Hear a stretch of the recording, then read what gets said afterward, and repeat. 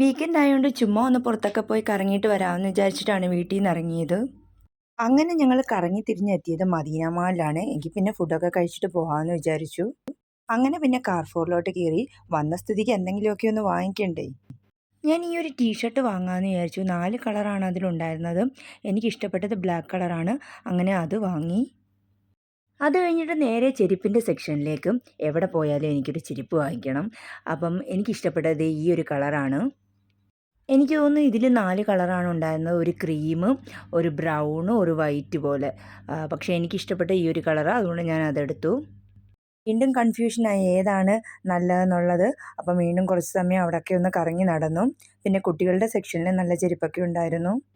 ഇനി കുറച്ച് സമയം കൂടെ അവിടെ നിന്നാൽ മോള് വഴക്കാവും. അവൾക്ക് ഒരു ടോയ് വാങ്ങിച്ചു കൊടുത്ത് നമ്മൾ നേരെ അവിടുന്ന് നെസ്റ്റോയിലേക്ക് പോയി. കുറച്ച് ഗ്രോസറിയൊക്കെ വാങ്ങിക്കാനുണ്ടായിരുന്നു. അപ്പം ടാറ്റ, ഓക്കെ, ബൈ.